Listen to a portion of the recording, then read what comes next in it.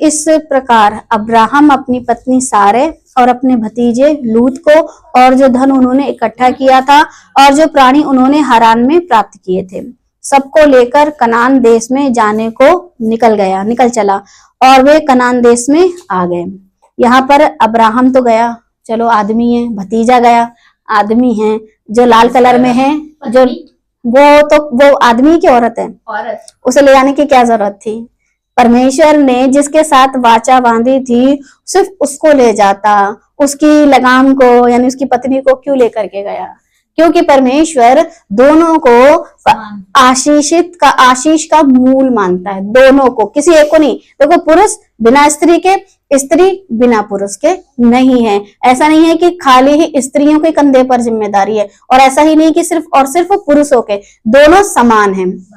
और जब परमेश्वर ने दोनों को समानता का अधिकार दिया है तो ये दुनिया, समाज, संसार, मसीहत में सबको बराबर का सम्मान देना है, क्योंकि परमेश्वर ने दिया है। और अगर आप परमेश्वर के बेटा बेटी हो तो परमेश्वर की आज्ञा के अनुसार चलो। लिखा है तुझसे एक बड़ी जाति बनाऊंगा। क्या बिना पत्नी के अब्राहम को ये आशीष मिलती? अगर बिना पत्नी के उसको ये आशीष नहीं मिलती, इसका मतलब आशीष सिर्फ एक के लिए नहीं थी, अब्राहम के साथ साथ उसकी पत्नी के लिए भी थी। तो दोनों को परमेश्वर ने आशीषित किया, किसी एक को नहीं। अब बात करते हैं ऐसी जगह की जहां पर लाल समंदर दो भाग हो गया और उससे जब लोग निकले, ठीक है, तो वहां पर मूसा जी ने गीत गाया जब लोग पार हो गए।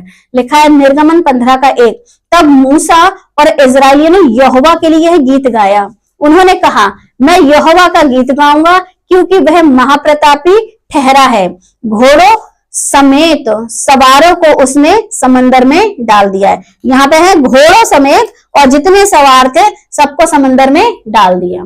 मूसा जी आप पुरुष हो, आप ऐसा कर रहे थे, अच्छी बात है, लेकिन आगे उसकी बहन के विषय में लिखा है इसी में निर्गमन 15:20 में, तब हारून की बहन मरियम नाम नबिया। अगर उन दिनों में नबी चलते थे तो औरत को नबिया कहते थे। आज अगर पास्टर पुरुष चलता है तो फिर पास्टर औरत है। जब परमेश्वर को समस्या नहीं है, लाल समंदर से जब पार ला रहे थे तो फिर मूसा ने गीत गाया। मरियम आपने क्यों गाया? परमेश्वर को पसंद नहीं है औरतों का गाना है, या फिर उन पुरुषों को पसंद नहीं है जो लोग चाहते नहीं है परमेश्वर का वचन जो है सही तरीके से प्रचार हो। जो शैतान वाले हैं ना, उन्हीं को दिक्कत है परमेश्वर और उसके वचन से।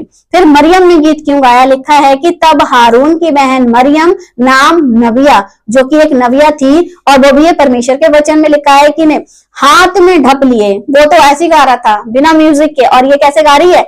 हाथ में ढप लिए, और लिखा है सब स्त्रियां ढप लिए नाचती। अब ये क्या कर रही थी? वो तो सिर्फ गा रही थी, ये हाथ में ढप लेकर के नाचती हुई उनके पीछे होली, और मरियम उनके साथ यह टेक गाती गई, मतलब ये गीत गा रही थी।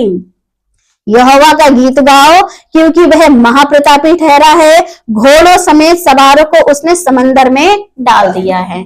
अगर मूसा गीत गा रहा है तो उसकी पत्नी उसकी बहन, क्या नाम है उसका? मरियम। अगर मूसा एक नबी है तो, और हारून उसका भाई अगर एक नबी है, तो फिर मरियम उसकी बहन वो कौन है? एक नबिया, स्त्री है इसलिए नबिया, नहीं तो ये परमेश्वर ने चुनाव किया बराबर।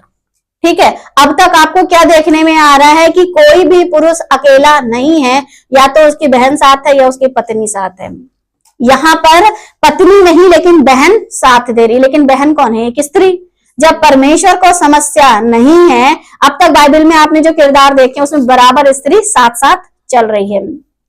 फिर आए परमेश्वर ने नबी को चुना और नबिया को भी चुना, और एक नबिया ये है जो कि न्याय 4:4 में आपको पढ़ने को मिलेगी। उस समय लप्पीदोत की स्त्री दबोरा जो नबिया थी, इजरायलियों का न्याय करती थी। लप्पीदोत की स्त्री। अब लप्पीदोत क्या करते थे? क्योंकि उनकी पत्नी तो पास्टर का काम करती थी। लप्पीदोत के विषय में कोई जानकारी नहीं है, लेकिन ये लिखा है कि खजूर के जो पेड़ थे 70, वहां वो बैठती थी और लोगों का न्याय करती थी। अब यहाँ परमेश्वर को समस्या नहीं है, ठीक है, उसके पति को भी समस्या नहीं है, यहाँ इजरायली लोगों को समस्या नहीं है, मगर आज की जो हमारी क्या कहते हैं कलीसिया है, आजकल के जो लोग जो बाइबल को नहीं पढ़ते हैं, वो लोग जो बाइबल को नहीं समझते हैं, वो लोग जिन्हें बाइबल की रत्ती भर नॉलेज नहीं है, सिर्फ वही लोग विरोध करते हैं। समस्या क्या है? आप बाइबल को खुद तो पढ़ते नहीं हो, आपको खुद तो कुछ पता नहीं है, और जब आपको खुद कुछ नहीं पता है तो फिर दूसरे पर उंगली उठाओगे। आप पहले खुद पढ़ो ना कि परमेश्वर ने कहां कहां स्त्री को सम्मान दिया है, उनसे काम लिया है, उनको काम दिया है, उनसे परमेश्वर के राज्य का काम करवाया है। जब पुरुष बहुत थे उसके बावजूद भी इस स्त्री को, ठीक है, परमेश्वर ने क्यों कहा कि तुम ही न्याय का काम करो। यहाँ तक कि इसके दिनों में जो राजा था वो कहता कि अगर तुम दबोरा नहीं जाओगे तो मैं उस राजा से लड़ने नहीं जाऊंगा। वो राजा जाता है लड़ने, लेकिन ये स्त्री क्या कहती है, देख मैं चलूंगी तो तेरे साथ, लेकिन तू फिर भी वहां कुछ कर नहीं पाएगा, क्योंकि वहां पर भी उस स्त्री ने उस राजा की खोपड़ी में खूंटी गाड़ को से मार डाला। कोई और स्त्री इस्तेमाल, यहाँ भी स्त्री हो रही है, और राजा का वो जो मर्डर करती है वो भी स्त्री इस्तेमाल हो रही है। जब परमेश्वर को समस्या नहीं है तो फिर समस्या पता है किसको है? शैतान को। और जो शैतान जिनके अंदर काम करता है उन लोगों को, जिसे कहते हैं तुम अपने पिता शैतान से हो, उनका बाप शैतान है, इसलिए उनको समस्या है जो स्त्रियों को पास्टर बनने से रोकते हैं। यशाया 54:5, क्योंकि तेरा पति करता क्योंकि तेरा कर्ता तेरा पति है, उसका नाम सेनाओं का यहोवा है, और इजराइल का पवित्र तेरा छुड़ाने वाला है, वह सारी पृथ्वी का भी परमेश्वर कहलाएगा। यहाँ पर तेरा कर्ता यानी परमेश्वर, तेरा पति है। अब जब पति है तो फिर इजराइल कौन हुई? स्त्री, पत्नी, स्त्री। अब परमेश्वर को स्त्री से समस्या नहीं है, वरना ये कहती तेरा कर्ता तेरा दोस्त है, तेरा कर्ता तेरा पिता है, लेकिन क्या नहीं, ये नहीं कहा तेरा कर्ता तेरा पति है, क्योंकि तू कौन हुई? एक पत्नी है।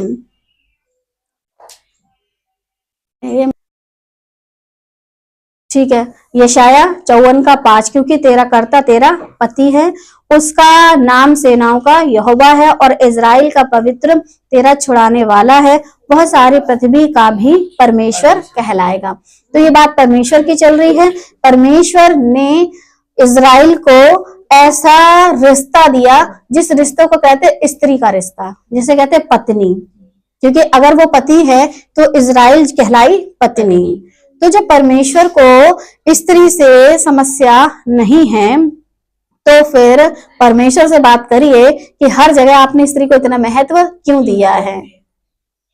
फिर यूहन्ना 3:29, जिसकी दुल्हन है वही दूल्हा है, परंतु दूल्हे का मित्र जो खड़ा हुआ है उसकी सुनता है, दूल्हे के शब्द से बहुत हर्षित होता है, अब मेरा यह हर्ष पूरा हुआ।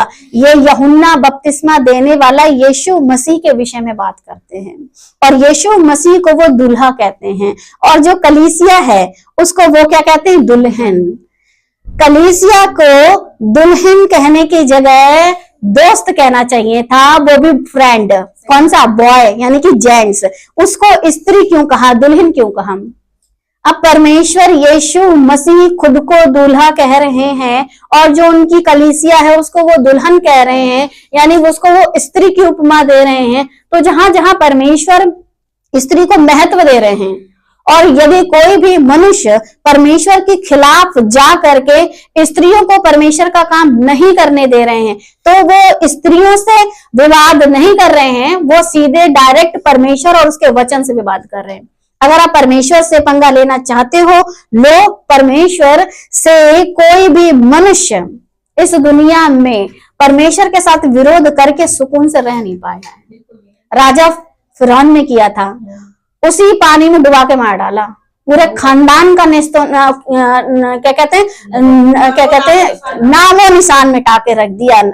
राजा फिरौन की बात चल रही है, पूरा नामो निशान मिटा के क्यों रखा? क्योंकि उसके अंदर क्या था कि मैं जो हूं वो मैं परमेश्वर जैसा हूं। तो परमेश्वर से जब कोई पंगा लेता ना, पूरा खानदान, उसका घर का इकलौता बेटा, इकलौता मतलब वो जो पहलौठा कहलाता है, वो बेटा पहले मार डाला, उसके बाद पूरी की पूरी सेना, उसके बाद उनका सोना चांदी, और उसके बाद उनके जितने जानवर थे, खेती बाड़ी, सो कुछ जो भी कुछ जिस पर वो फूलता था, A to Z नाश कर दिया।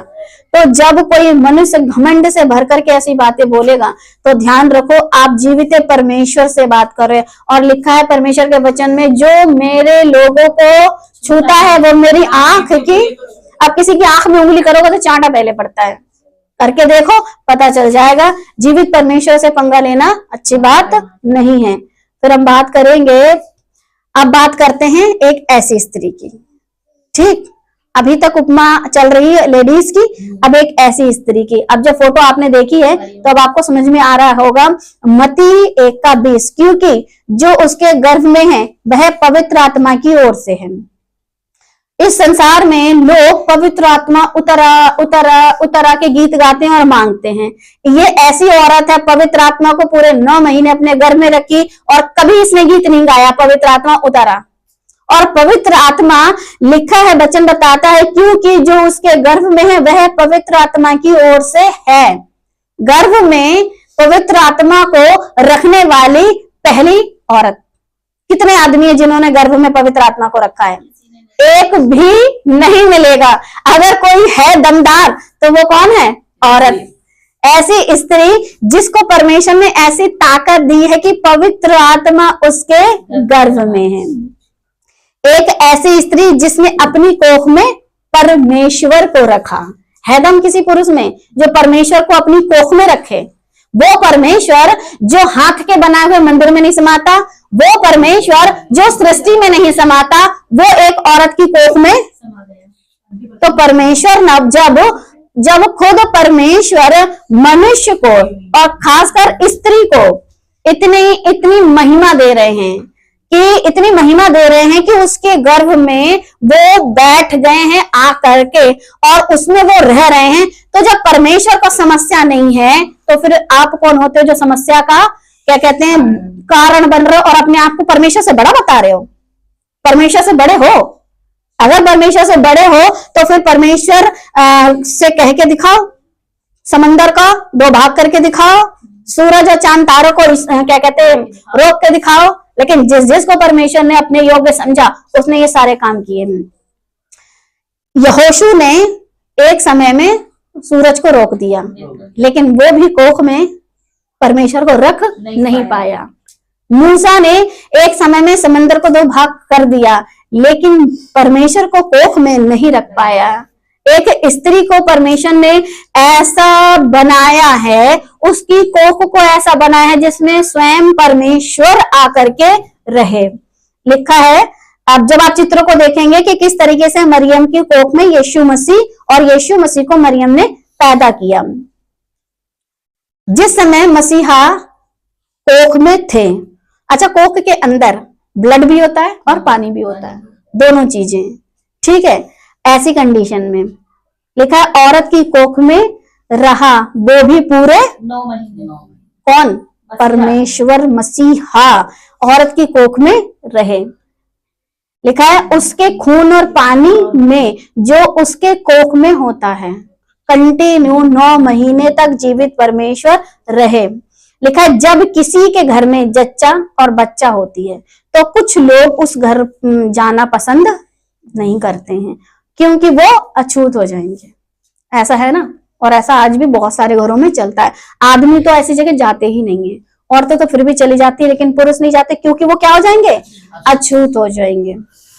देखा दुनिया का बनाने वाला परमेश्वर जो कि औरत के गर्भ में रहा, उस जीवित परमेश्वर को कोई दिक्कत नहीं है। जीवित परमेश्वर को कोई दिक्कत नहीं है, लेकिन इन इंसानों को क्या दिक्कत है? ये खुद को खुदा से भी ज्यादा समझदार और पवित्र समझते हैं। क्या आप खुद को इतना ज्यादा पवित्र और समझदार समझ रहे हो? जो 9 महीने उसी ब्लड में, उसी पानी में रहा परमेश्वर, दुनिया का बनाने वाला, उसको कोई समस्या नहीं थी। लेकिन समस्या किनको हो रही है? इस संसार के हाथ की बनाई हुई वो मिट्टी जो एक दिन मिट्टी में मिल जाएगी, उस पुरुष को इतनी समस्या हो रही है। जिस परमेश्वर ने सारी सृष्टि को बनाया उसको कोई दिक्कत नहीं थी। स्त्री के गर्भ में पूरे 9 महीने रहा, उसी खून और उसी पानी में, जिससे मनुष्य कहता मैं अछूत हो जाऊंगा। तो लिखा है क्या एक स्त्री, ठीक है, जब इतनी सारी परमेश्वर ने स्त्री को क्या दिया? सम्मान दिया है। स्त्री से परमेश्वर ने इतना काम लिया है, उसके गर्भ में परमेश्वर स्वयं रहा है, तो फिर क्या पास्टर का काम बहुत ज्यादा बड़ा है? जब वो कोख में रह सकता है, उसके जरिए इस संसार में बाहर निकल सकता है, और इस संसार में बचपन से उसका दूध पी के बड़ा हो करके धीरे धीरे जवान हुआ परमेश्वर खुद यीशु मसीह। क्योंकि जब तक खाने पीने नहीं लगे होंगे तब तक किसका दूध पी रहे होंगे? किसी पुरुष का तो नहीं है। तो जब परमेश्वर स्त्री को इतना ज्यादा महत्व दे रहे हैं, तो तुम्हें क्या दिक्कत है जो लोग स्त्री को पास्टर मना करते हो? अब बात है कि क्या एक स्त्री पास्टर का काम बिल्कुल कर सकती है। जब इतना सारा परमेश्वर करवा रहा है तो पास्टर का काम कोई बहुत भारी काम है। जब वो परमेश्वर को खुद पैदा कर सकती है अपनी कोख से, परमेश्वर को दूध पिला सकती है, और परमेश्वर को 9 महीने अपनी कोख में रख सकती है स्त्री, तो क्या परमेश्वर उस स्त्री से पास्टर का काम नहीं करा सकता? जब इतना सारा काम हो सकता है तो बिल्कुल काम कर सकती है। क्योंकि लिखा है रोमियो 16 का लिखने वाला है पौलुस, ठीक है। और पौलुस बताता है कुछ बहनों के विषय में, लिखा है 16 का 1 में, मैं तुमसे फीवे एक औरत है, ठीक है, जो हमारी बहन है, ठीक है, जो किंखिया की कलीसिया की सेविका यानी पास्टर है, ठीक है। और कुछ लोग क्या सेविका मतलब डिक्कन मतलब सेवा करने वाली, नहीं, ये पास्टर है। शब्दों का हेरफेर इसलिए है क्योंकि लैंग्वेज फर्क थी, और उसका क्या कहते हैं जब उच्चारण हुआ या फिर उसका ट्रांसलेशन हुआ, तो लेकिन ये क्या है? पास्टर है। इंग्लिश में पास्टर कहते हैं, हिंदी में सेविका कहते हैं। ये वो सेविका नहीं है जो आई चर्च में झाड़ू पोछा करके चली गई, ये वो वाली सेविका नहीं है। ये पूरा चर्च चलाती है, चर्च के लोगों को बपतिस्मा देती है, चर्च के लोगों की शादी कराती है, चर्च के लोगों की मैयत कराती है, चर्च के लोगों का जो भी डेडिकेशन बैप्टिज्म जो भी आप लोग करते हो वो सब कराती है। जब ये करा सकती है पहली सदी की औरत, तो फिर आज तो हम 21वीं सदी की औरतें हैं। क्या हम परमेश्वर के काम को कर नहीं सकते? परमेश्वर के लिए सेवा का काम या सेवक का काम कर नहीं सकते? लिखा है दूसरी आयत कि तुम जैसा कि पवित्र लोगों को चाहिए उसे प्रभु में ग्रहण करो। अब ये आज्ञा कौन दे रहा है? पौलुस। जब पौलुस कह रहा है प्रभु में ग्रहण करो, तो जितने भी जेंट्स पास्टर हैं आज अगर किसी औरत पास्टर को ग्रहण नहीं कर रहे हैं, तो वो एक तरफ पौलुस की पत्रियों के खिलाफ जा रहे हैं। और पौलुस की जो पत्री है पौलुस की अपनी खुद की नहीं है, परमेश्वर की आत्मा की प्रेरणा से रची, यानी परमेश्वर की आज्ञा है। ले लो पंगा परमेश्वर से। जब आप परमेश्वर से पंगा लोगे तो फिर परमेश्वर के आप सेवक नहीं हो, आप शैतान के सेवक हो। चाहे कितना बड़ा चर्च चला लो, कितने ही बड़े पास्टर हो, कितने ही लोगों को लिए तुम पवित्र आत्मा उतार दो, कुछ भी कर दो, अगर आपके मन में ये चल रहा है कि स्त्री पास्टर का काम नहीं कर सकती है, तो आप शैतान के सेवक हो, और आप शैतान का काम कर रहे हो, भले कितनी बड़ी सभा चला लो। आप शैतान का काम करने वाले सेवक हो, क्योंकि परमेश्वर के खिलाफ जा रहे हो। परमेश्वर की आज्ञा है कि इसको उतना ही ग्रहण करो जितना तुम जेंट्स पास्टर को ग्रहण करते हो। लिखा, और जिस किसी बात में उसको तुझसे प्रयोजन हो उसकी सहायता करो। अगर लेडीज पास्टर है और आपको उसकी सहायता करनी है, करो, क्योंकि आप परमेश्वर के क्या कहते हैं बेटी की सेवा कर रहे हो, उसकी सहायता कर रहे हो, उसकी सेवा में मदद कर रहे हो। और अगर आप विरोध कर रहे हो तो फिर किसका विरोध कर रहे हो? परमेश्वर की आज्ञा का, क्योंकि वह भी बहुतों की वरन मेरी भी उपकारिणी बनी हुई है। इस संसार में जितने भी चर्च चलते हैं उसमें पुरुषों की संख्या कितनी होती है और स्त्रियों की कितनी होती है? बहुत ज्यादा स्त्री हैं, पुरुष तो जरा। अच्छा, जितना भी चर्चों में 10वां अंश का दान आता है, और भी जितना तरीके के जो क्रूसेड सभाएं होती है उसमें जो दान आता है सब स्त्रियां देती हैं। अपने अपने चर्च से एक एक स्त्री को गेट आउट कर दो, और जैसे उन्हें गेट आउट करोगे उनके साथ साथ उनका नोट भी गेट आउट हो जाएगा। फिर तुम कर लेना सेवा, जितने पुरुष हैं सेवा कर लेना, क्योंकि पुरुषों के पास वैसी फुर्सत नहीं है चर्च में आने की। गिटार बजाने तुनतुना बजाने तो चले आएंगे, लेकिन परमेश्वर के वचन को लेकर के और खासकर पैसे को लेकर के, और बिना पैसे की सेवा नहीं हो सकती है। अगर स्त्रियों को निकाल दोगे तो जितने भी पास्टर हैं अपनी पॉकेट से सेवा करेंगे। अपनी पॉकेट से अगर आप सेवा कर सकते हो तो अपने चर्च से स्त्रियों को निकाल दो। लिखा है तीसरी आयत, प्रिस्का और अक्विला जो यीशु में मेरे सहकर्मी है, नमस्कार। अब यहाँ पर मैंने प्रिस्का, ठीक है, उसको रेड किया है। ये आदमी है कि औरत है? औरत का नाम पहले और उसके पति का नाम बाद में। जब परमेश्वर के सेवकों से दिक्कत नहीं है तो फिर वो जो आज के जमाने के अपने आप को पादरी बनाए बैठे हैं, तुम्हें क्या दिक्कत है? प्रिस्का और अक्विला ये दोनों के दोनों परमेश्वर का दास पौलुस उसके साथ सहकर्मी हो करके परमेश्वर के काम को कर रहे हैं, और ये लोग परमेश्वर के काम में क्या कर रहे हैं, मदद कर रहे हैं। तो परमेश्वर स्त्री को बराबर इस्तेमाल कर रहा है, उत्पत्ति से लेके प्रकाशित वाक्य तक। जब पवित्र आत्मा में हो करके जब यूहन्ना स्वर्ग का दर्शन देखता है तो उसमें दिखाते, आओ मैं तुम्हें अपनी दुल्हन दिखाता हूँ। वहां नहीं कहा आओ मैं तुम्हें अपना दोस्त दिखाता हूँ। यीशु मसीह कितना सम्मान करते हैं, आओ मैं तुम्हें अपनी पत्नी दिखाता हूँ, अपनी दुल्हन दिखाता हूँ, बोला मित्र दिखाता हूँ। वहां भी स्त्री यानी स्त्री की उपमा दी जा रही है। तो स्त्री इतनी इंपॉर्टेंट है कि उत्पत्ति से लेकर प्रकाशित वाक्य तक स्त्री का ही जिक्र है, और जो लोग इस वचन के खिलाफ जाते हैं वो शैतान की औलाद है। और 6ठी आयत बताती, मरियम को जिसने तुम्हारे लिए बहुत परिश्रम किया है नमस्कार। औरत को पौलुस क्या कर रहा है, नमस्कार। अब औरत को पौलुस क्या दे रहा है, इज्जत। ठीक है, फिर त्रुफेना और त्रुफोसा को जो प्रभु में परिश्रम करती हैं। अगर ये करती हैं तो ये कौन है, स्त्री की पुरुष? अब ये भी स्त्रियां हैं, इनको भी परमेश्वर का सेवक क्या कर रहा है, ये सभी स्त्री थी जिनको परमेश्वर के सेवक ने नमस्कार किया। अब जब परमेश्वर के सेवक को दिक्कत नहीं है, नमस्कार कर रहा है, मतलब ये सब काम करती हैं और इनको काम करने दो।